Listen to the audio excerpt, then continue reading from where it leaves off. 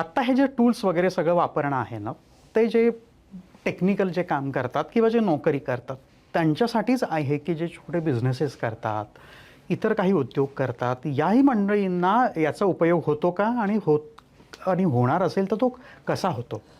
उलटं माझं म्हणणं आहे की हे जे छोटे उद्योजक आहेत किंवा इंडिव्हिज्युअल व्यावसायिक आहेत, स्टार्टअप्स आहेत, या सगळ्यांना तर उलट ह्या गोष्टीचा अनेक पद्धतीने फायदा होऊ शकतो. साधं आपण या सगळ्या सेगमेंटकडे बघत असताना लक्षात घेतलं तर आपल्याला बऱ्याचदा ठिकाणी जाणवेल की इथे सिंगल मॅन आर्मीसारखं असतं. बरोबर. हां, बाकीचे असतात मदतीला, पण सगळं काही जे काय तो एक व्यक्ती, तो किंवा ती ते सगळं घडवून आणत असते. आता त्या व्यक्तीचा स्वतःचा पिंड हा कशातरी एका खास गोष्टींमध्ये असतो. पण ती सोडता त्या व्यक्तीला अजून त्या सगळ्या अनेक गोष्टी कराव्या लागतात, ज्या त्यांच्या पिंडाशी जुळवत नाहीत. मी म्हणेन की तुम्ही सुरुवात अशा गोष्टींपासून करा की जो तुमचा पिंड नाही. आता मी माझ्या स्वतःच्या कन्सल्टन्सीची कंपनी आहे. आम्ही 7-8 जण मिळून काम करतो. छोटीशी कंपनी आहे. माझा स्वतःचा अकाउंट्स, HR ह्या काही माझ्या जवळच्या गोष्टी नाहीत. त्या गोष्टींसाठी मी AI टूल्स वापरतो.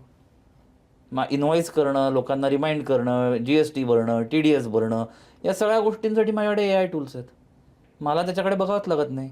लोकांना काय बाबा सुट्टीच्या रजा मंजूर करणं, त्यांच्या काय सॅलरीज कापणं, त्यांचा पगार मोजणं, त्यांचं काय बाबा कोणाचा वाढदिवस असेल तर काही 4 गोष्टी करणं पासून जे काही असेल म्हणजे रिक्रुटमेंट टू रिझाईन, या सगळ्या गोष्टींसाठी माझ्याकडे HRची वेगवेगळी टूल्स आहेत.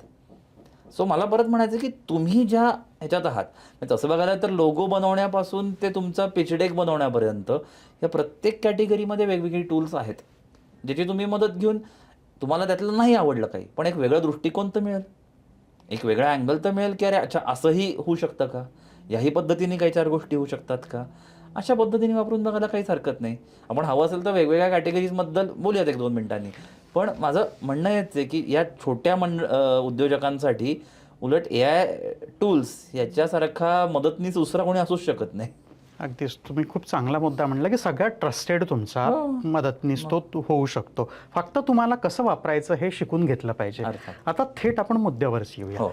फॅशन, ब्युटी आणि काही सर्व्हिसेस आणि फूड अशा 4 सेक्टर्स घेतले. हां. तर एकेकाने त्याच्यासाठी कुठली टूल्स उपयोगाची ठरू शकतील हे तुम्ही सांगू शकाल का? आता पण पहिल्यांदा मी सेक्टर स्पेसिफिक 1 मिनिटभराने येतो. आपण म्हणूयात की या सगळ्या मंडळींसाठी काही टूल्स आहेत जी कॉमन कोणीही वापरू शकतो. अगदी. आता फॉर इन्स्टन्स लोगो बनवायचा आहे. प्रत्येक व्यवसायाला त्यांचा लोगो बनवायचा आहे. बरं काही काही जणांना तर त्यांना नावंही काय ठेवायचं इथपासून मदत हवी असते, किंवा मला या सेगमेंटमध्ये काहीतरी काम करायचं आहे पण मला काय नाव ठेवू इथपासून सुरुवात आहे.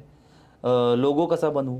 तर या दोन्ही गोष्टींसाठी नेमलिक्स म्हणून एक खूप छान AI टूल आहे. नेम NAMELIX किंवा logo.ai. या दोन्हीवरती तुम्ही काय करता हे तुम्ही संक्षिप्त पद्धतीने 1 ते 2 ओळीत किती प्रिसाइजली सांगताय, यावरून तुम्हाला नावांचे अनेक ऑप्शन्स मिळू शकतील. आता मी इथे सजेस्ट करेन की तुम्ही ज्या ठिकाणी किंवा ज्या लोकॅलिटीमध्ये तुमचं ऑपरेशन आहे आणि ज्या टार्गेट ऑडियन्ससाठी तुम्ही करताय त्या दोघांबद्दलची काही ना काही माहिती त्या पहिल्या 1-2 ओळीत द्या. म्हणजे तुम्हाला येणारे आउटपुट किंवा नावं ही खूप सोपी येतील. एक्झाम्पल एक देऊयात. मी मध्ये अशाच एका ट्रेनिंग प्रोग्राममध्ये बोलत असताना तिथल्या एक मित्राने विचारलं की मला ऑर्गॅनिक फ्रूट्स एक्सपोर्ट करायचा व्यवसाय सुरू करायचा आहे. मला तो पुण्यात सुरू करायचा आहे आणि मला लोकल कस्टमर्सलाही विकायचं आहे. आता त्यांनी पहिलं जर फक्त प्रॉम्प्ट दिला की ऑर्गॅनिक फ्रूट्स डीलर. आता ह्याला येणारी नावं जी असतील ही फ्रेंचपासून स्पॅनिशपासून अशी कुठलीही येतील. पण त्याच्यात त्यांनी फक्त हा सेन्स ॲड केला की मी पुणे बेस्ड आहे, ऑर्गॅनिक फ्रूट्समध्ये काम करतो, मला एक्सपोर्टही करायचे आहेत, तसंच मला कोथरूडमध्ये माझा गाळा करून मला लोकल कस्टमर्सलाही विकायचं आहे. असं जर दिलं तर कदाचित त्याला येणाऱ्या नावांच्या ऑप्शन्समध्ये काही मराठी पण असतील, किंवा त्याला जे काय लोगोचे ऑप्शन देतील त्याच्यात काही अंशी लोकल किंवा कलोकियल अँगल पण विचारात घेतला असेल. सो ह्या 2 गोष्टी मी मगाशी म्हणलो तुम्ही किती प्रिसाइजली कमेंट करताय. सो ह्या 2 टूल्स वापरून तुम्ही तुमचं साठी लोगो बनवून घेऊ शकता, लोगो डिझाईन करून घेऊ शकता. यानंतर साधं लागतं आपल्याला की आपल्याला ब्रोशर्स लागतात, लिफलेट्स लागतात. त्यासाठीच्या 2 गोष्टी परत आल्या, त्या डिझाईन करणं आणि त्याचा कंटेंट लिहिणं. कंटेंट. मग तुम्हाला मार्केटिंग पॉईंट ऑफ व्ह्यूनी किंवा तुमच्या वेबसाईटसाठी, तुमच्या HR कॉन्ट्रॅक्टसाठी किंवा कोणावरती लीगल काही कंटेंट रायटिंग हवं असेल, या सगळ्यासाठी वेगवेगळे AI टूल्स आहेत. एक सिम्पल एक्झाम्पल म्हणून ग्रॅव्हिटी राईट नावाचं एक टूल आहे. त्यावरती तुम्हाला ह्या विविध पद्धतींचे AI कंटेंट रायटिंगची मदत होईल. मला मग वेबसाईटवरती कंटेंट लिहून हवा आहे का, मग प्रॉडक्ट पेजवरचा वेगळा आहे, कॉन्टॅक्टचा वेगळा आहे, होमचा वेगळा आहे, कारण त्याच्यावरती वेगवेगळी भाषा लागते.